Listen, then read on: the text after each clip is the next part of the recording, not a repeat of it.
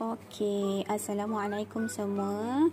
Okey, hari ini kita nak ulang kaji sedikit sahaja tentang bab yang kedua. Okey, kalau nak tengok secara pintas ulang kaji tajuk pelajaran kedua ni, kita boleh buka buku aktiviti. Okey, boleh buka buku aktiviti di muka surat. Okey, dia start pada muka surat 27. Kita tengok sama-sama ya. Okey. Sifat bagi Allah, pelajaran yang kedua, unit 1. Okey, kita tengok unit 1 dulu, pengenalan dululah. Sifat-sifat bagi Allah. Okey, cuba kita baca.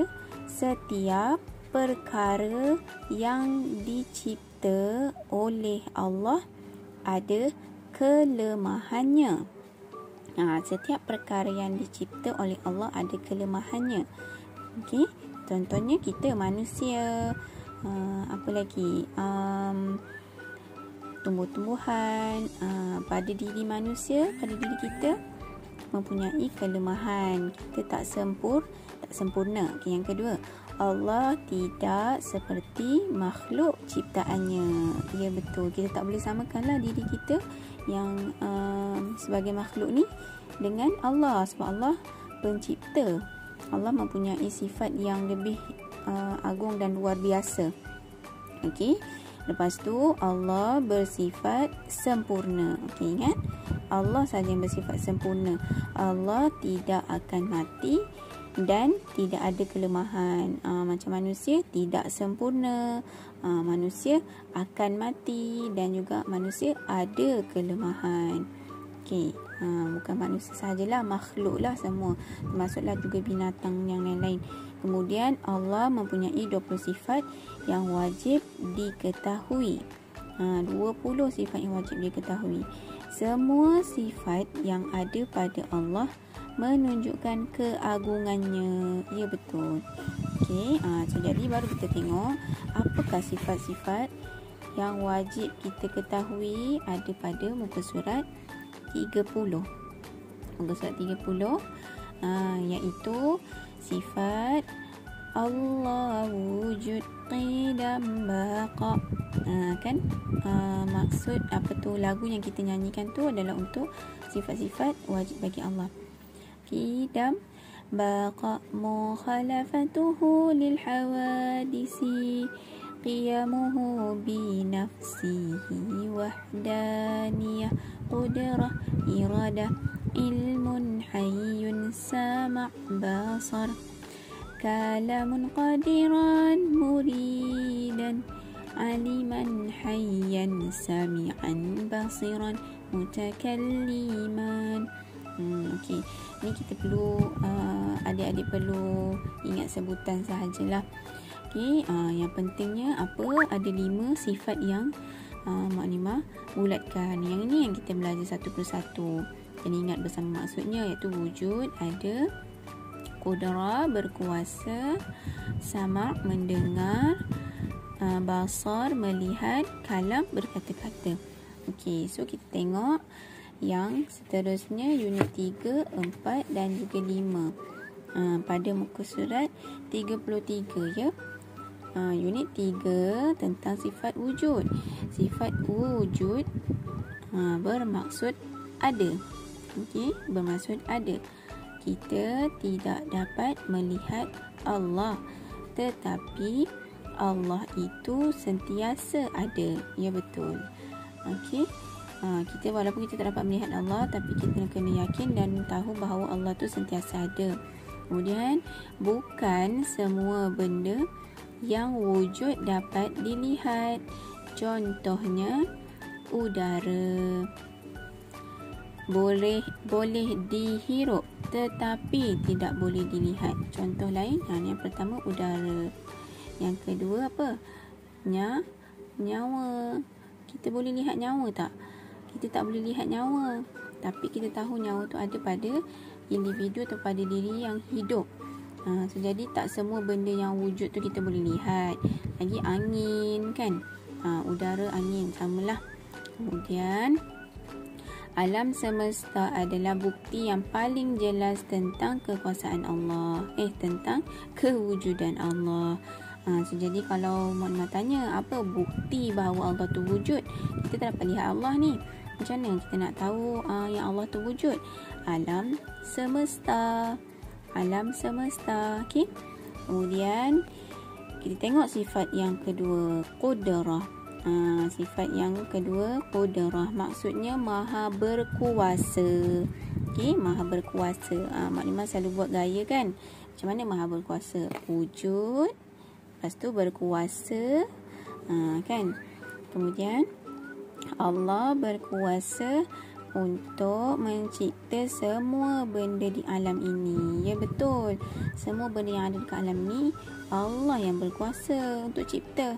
Kita tak mampu, manusia tak mampu. Walaupun kita ada alat macam-macam yang pelbagai jenis yang canggih-canggih sekalipun, tak boleh nak cipta macam mana Allah cipta. Okey, contoh kita nak cipta pokok, tak boleh. Kita nak cipta binatang pun tak boleh. Hanya Allah je yang boleh mencipta semua benda yang ada di alam ini. Okey. Kemudian segala yang terjadi di alam ni adalah dengan izin Allah. Betul. Semua yang jadi semuanya dengan izin Allah. Kalau Allah tak mengizinkan sesuatu benda tu, maka dia tak akan terjadilah. Contoh bila kata hujan, panas yang kemarau berpanjangan, tu semua Allah yang mengizinkan. Menjadi ribut ke, ada tempat yang dilanda banjir ke, ataupun mungkin ada tempat diturunkan salji, tu semua tu atas izin Allah. Kita tak boleh nak turunkan hujan, manusia tak boleh nak turunkan salji ke dan sebagainya. Okey. Okey, kena tahu Allah itu berkuasa. Kemudian kalam. Kalam maksudnya maha berkata-kata. Maha berkata-kata.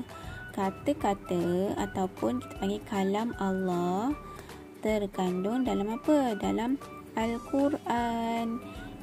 Dalam Al-Quran tu mempunyai kata-kata ataupun kalam Allah. Kalam Allah disampaikan melalui malaikat Jibril kepada Nabi dan juga Rasul.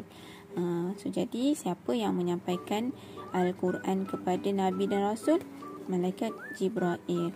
Kenapa kita kata Al-Quran tu bukti kepada Allah tu bersifat kalam? Sebab dalam Al-Quran mempunyai kata-kata ataupun kalam Allah. Start daripada Bismillah, dari surah Al-Fatihah sampai akhir surah An-Nas, itu semua adalah kalam Allah. Okey. Okey, seterusnya kita lihat pula muka surat 36. 36 ni tentang sifat sama'. Sama' tu apa? Kita lukis sikit telinga. Okey, manusia kita gunakan telinga. Okey, manusia kita gunakan telinga untuk mendengar. Tetapi Allah tak begitu. Okey, dan manusia dia ada had. Pendengaran manusia tu ada limit. Manusia boleh dengar perkara yang dekat saja. Kalau yang jauh kita tak boleh dengar.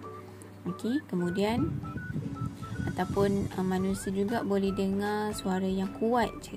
Yang perlahan ataupun dalam hati manusia tak boleh dengar. So penerangan dia apa? Allah dapat mendengar suara dari jauh dan dekat. Kemudian suara perlahan dan juga kuat. Nampak? Perlahan dengan kuat Allah boleh dengar. Jauh dan dekat pun Allah boleh dengar. Kalau kita jauh tak boleh. Kalau dekat baru boleh. Manusia kan. Perlahan manusia tak boleh dengar. Kuat baru boleh dengar. Lepas tu Allah juga dapat mendengar perkara yang ada di dalam hati kita. Okey, Allah dapat tahu apa yang ada dalam hati kita. Beza dengan manusia lah, kita tak boleh. Tu beza sifat sama', mendengar Allah dengan makhluknya. Kemudian yang ketujuh, unit 7, sifat yang kelima, okey, iaitu basar. Basar maksudnya melihat. Manusia melihat menggunakan apa? Menggunakan mata. Jadi manusia ada mata, Allah gunakan untuk melihat.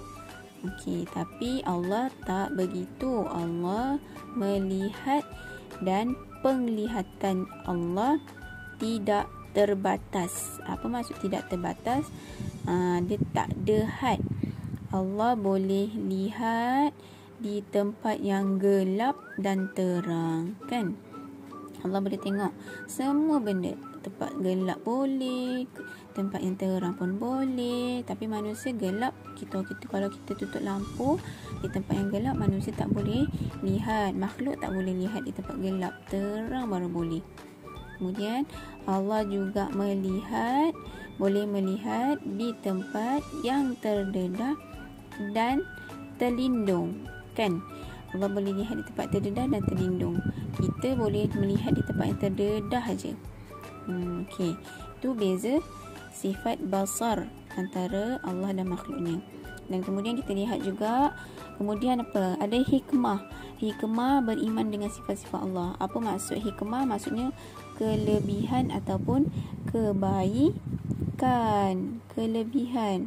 Apa kelebihan ataupun kebaikan untuk kita kalau kita beriman dengan sifat-sifat wajib ni? 1. Mendidik sifat rendah diri. Kita akan selalu rendah diri. Kita tak akan sombong, kita tak akan bongkak, kita tak akan besar diri, sebab kita tahu kita banyak kelemahan. Kemudian nampak ada juga disebut tidak akan bersikap sombong sesama manusia, sebab kita tahu sesama manusia semua ada kelemahan. Lepas tu sentiasa ingat kepada Allah.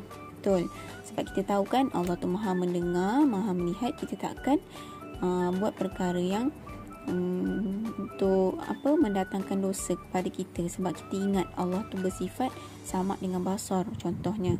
Lepas tu kita akan takut untuk melakukan dosa. Kan maklumat dah cerita tadi, orang yang dia tahu Allah tu maha mendengar, so dia tak akan mengumpat. Orang tahu siapa manusia yang tahu yang Allah itu bersifat basar, maha melihat, dia tak akan mencuri walaupun pada waktu gelap yang manusia lain tak nampak, tapi sebab Allah kan boleh nampak, so dia tak akan mencuri ataupun buat benda yang bukan-bukan lah. Okey, harapnya jelas lah. So kemudian kita masuk sikit sifat mustahil.